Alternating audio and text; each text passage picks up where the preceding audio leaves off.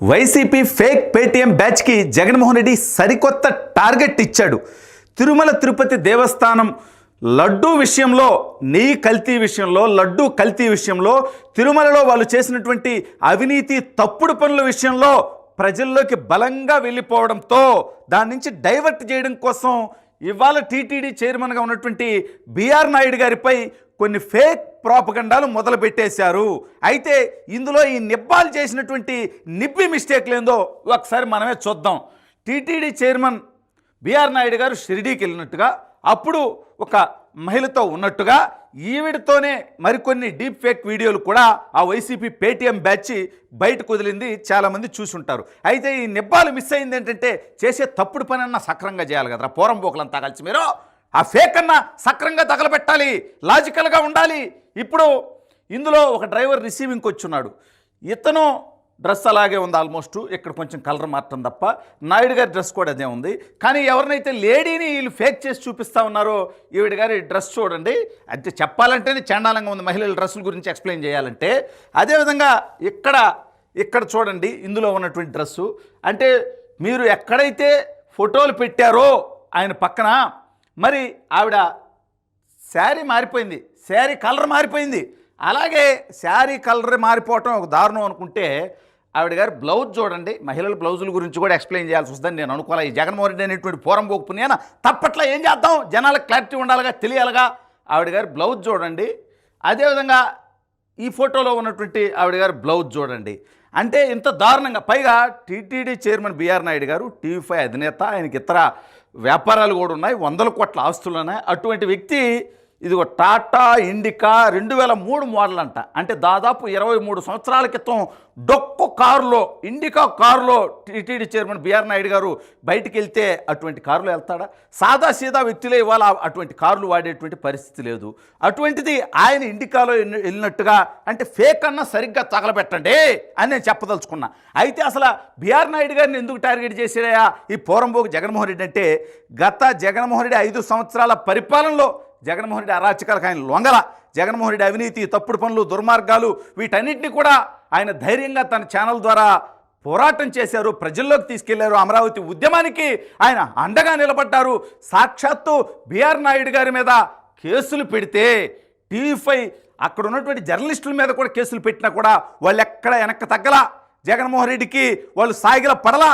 జగన్మోహన్ రెడ్డి రాయబారాలు, బేరాలు ఇదే టీటీడీలో పనిచేసినటువంటి ఉన్నతమైనటువంటి వ్యక్తుల ద్వారా అనేక దఫాలు సాగించేటువంటి ప్రయత్నం చేసినా ఆయన లొంగల. నువ్వు తప్పు చేయొద్దు, నువ్వు రాష్ట్రాన్ని విధ్వంసం చేయొద్దు, నువ్వు అవినీతి చేయొద్దు, నువ్వు అరాచకం చేయొద్దు, అప్పుడు నేను నీ తప్పుల్ని ఎత్తి చూపించేటువంటి ప్రయత్నం చేయను అని నికార్సుగా నిలబడ్డాడు. కాబట్టి ఆయన మీద ఈ రకమైనటువంటి దాడి.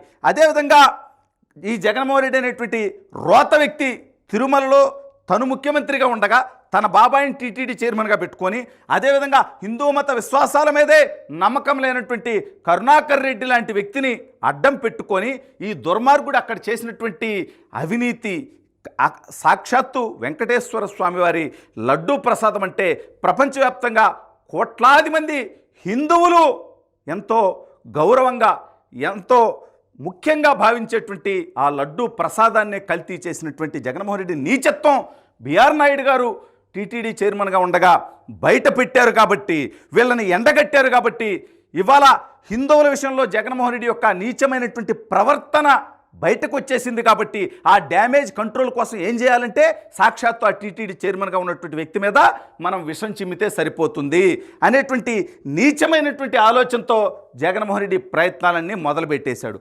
జగన్మోహన్ రెడ్డి పేటీఎం బ్యాచ్ గుర్తుపెట్టుకోవాల్సింది ఒకటి ఉంది. టీటీడీ చైర్మన్గా బిఆర్ నాయుడు గారు ఏమన్నా అవినీతి చేశారా? తిరుమలని అపవిత్రం చేశారా?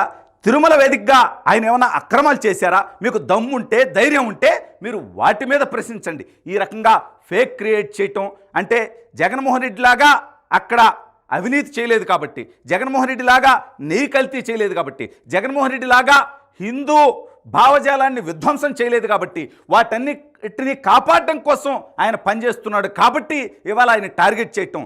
టీటీడీ చైర్మన్గా బిఆర్ నాయుడు గారు ఎన్నికైన తర్వాత మొట్టమొదట ఆయన మాట్లాడు ఒకటే, వెంకటేశ్వర స్వామి సేవ చేయడం కోసం నేను ఈ పదవి తీసుకుంటున్నాను, కనీసం టీటీడీ నుంచి నేను టీ కూడా తాగను, వాటర్ బాటిల్ కూడా నా సొంతగానే కొనుక్కుంటాను అని చెప్పినటువంటి ఏకైక టీటీడీ చైర్మన్ బిఆర్ నాయుడు గారు. కాబట్టి ఆయన్ని ఏదో ఒక విధంగా టార్గెట్ చేస్తే ఈ లడ్డూ కల్తీ విషయం, నెయ్యి కల్తీ విషయం, ఇతను హిందువులపై, హిందూ మతంపై, హిందూ విశ్వాసాలపై జగన్మోహన్ రెడ్డి అనేటువంటి అరాచకవాది చేసినటువంటి విషయాలన్నీ కూడా డైవర్ట్ చేయటం కోసం, టాపిక్ డైవర్ట్ అయిపోతే కంప్లీట్గా అనేటువంటి ఉద్దేశంతో ఆయన మీద ఈ రకమైనటువంటి వీడియోలు వదలటం, ఫోటోలు వదలటం, రాతలు రాయటం, వీటి మీద సాక్షాత్తు అంటే ఏఐని వాడుకొని గ్రోక్నో లేకపోతే ఏఐలోనో ఇది ఫేక్ వీడియోలా, ఫేక్ ఫోటోలా, కాదా, రీలా అని చెప్పి అడిగితే కూడా ఏఐలే కూడా ఇవన్నీ కూడా ఫేక్, ఏఐ జనరేటెడ్ వీడియోస్ అని సమాధానం ఇచ్చేటువంటి పరిస్థితి ఉంది.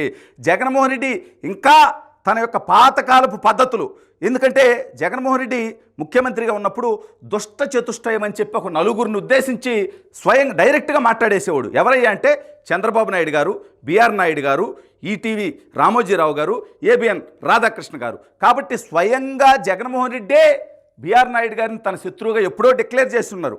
అంటే దుష్ట చతుష్టయం పలకటం కూడా ఆ దౌర్భాగ్యమైనటువంటి జగన్మోహన్ రెడ్డికి రాదు. దుసట చెత్తటట అనేవాడు. అందులో ఏకంగా ఆయన టార్గెట్ చేసి ఆ దుష్ట చతుష్టయం అని చెప్పి తన పాలనలో అరాచకాలను వెలికి తీస్తున్నాడని చెప్పి జగన్మోహన్ రెడ్డి ఆయన్ని తన శత్రువుగా బహిరంగంగా ముఖ్యమంత్రిగా ఉండి ఒక పార్టీ అధ్యక్షుడిగా ఉండి ప్రకటించిన విషయం రాష్ట్ర ప్రజలందరికీ తెలుసు. కాబట్టి ఈ రకమైనటువంటి ప్రచారాలు మానుకొని జగన్మోహన్ రెడ్డి నువ్వు చేసినటువంటి తప్పులకి, తిరుమల విషయంలో జగన్మోహన్ రెడ్డి నువ్వు చేసినటువంటి తప్పులకి, అరాచకాలకి, దుర్మార్గాలకి నువ్వే లెంపలేసుకొని మరి హిందూ సమాజం మొత్తానికి వెంకటేశ్వర స్వామి భక్తులందరికీ కూడా క్షమాపణలు చెప్పి ఇటువంటి నీచమైన ఏం వీడియోలు పెడతాడండి ఆయన? ఇప్పుడు ఏదైతే వీడియోలు పెట్టాడో వాళ్ళ ఫ్యామిలీ, మా ఫ్యామిలీ మోర్ దెన్ 30 years నుంచి మాకు ఫ్యామిలీ పరిచయాలు ఉన్నాయి. వాళ్ళ ఇంటికి మేము పోతాం, మా ఇంటికి వాళ్ళు వస్తారు. అంత మాత్రాన అసలు కొన్ని చోట్ల వీడియో మార్పింగ్ చేయడం జరిగింది. అది చేసే గాడిదలు సరిగా కూడా చేయలే. మళ్ళా నేను ఎన్నిసార్లు చూసినా అందులో నాకేం తప్పు కనిపించలే. సో ఇవన్నీ చీప్ పాలిటిక్స్ ఆడి నా మీద బురద జల్తానంటే నేను భయపడేవాడిని కాదు. నేను నీలాగా రిజైన్ చేయమంటే చేసేవాడిని కూడా కాదు. ఇవన్నీ కూడా వాస్తవాలన్నీ కూడా నేను ఇమీడియట్గా కంప్లైంట్ ఇవ్వడం జరిగింది. ఇంకా 6 గంటలో ఎఫ్ఐఆర్ కూడా వస్తుంది. దీన్ని నేను హై లెవెల్కి తీసుకెళ్తాను. వీళ్ళ సంగతి ఏదో తేలుస్తాను. నేను మాత్రం భయపడేదే ప్రశ్నే లేదు. ఎందుకంటే నేను ఏ రోజైతే జగన్మోహన్ రెడ్డిని ప్రశ్నించా, నువ్వు పట్టు వస్త్రాలు తీసుకొచ్చేటప్పుడు సతీ సమేతంగా ఎందుకు రావట్లేదు, దానికి కారణం చెప్పమన్నా. వాళ్ళకు బాధ కలుగుతుంది. దానికి నేనేం చేయను. హిందూ ధర్మం ప్రకారం సతీ సమేతంగా రావాలి. భార్య లేకపోతే అదొక డిఫరెంట్ ఇష్యూ. గతంలో రాజశేఖర్ రెడ్డి రాలేదు, జగన్మోహన్ రెడ్డి రాలేదు. ఈ భారతి పేరు ఎత్తానని వాళ్ళ కోపం. నేను ఎందుకు ఎత్తకూడదు భారతి పేరు? ఆమె వస్తే ఆమెను ఎందుకు నేను ప్రశ్నిస్తాను? ఆమె రాలేదు కదా. ఇవన్నీ పెట్టుకొని బిఆర్ నాయుడు టీటీడీ చైర్మన్ ఉంటే నా ఆటలు ఏమీ సాగవు, రోజుకొకటి వస్తూ ఉన్నాయి అనే ఉద్దేశంతో ఈ బురద జల్లే కార్యక్రమం. ఇప్పుడు ఈ వీడియోలు కంప్లైంట్ చేస్తే నా ఫ్యామిలీ మెంబర్స్ చేయాలా, లేకపోతే ఎవరైతే వాళ్ళు ఉన్నారో వాళ్ళ ఫ్యామిలీ అన్నారో కంప్లైంట్ చేయాలి. ఎవరికైనా కంప్లైంట్ చేశారా? ఎవరికైనా చెప్పారా? కొన్ని అయితే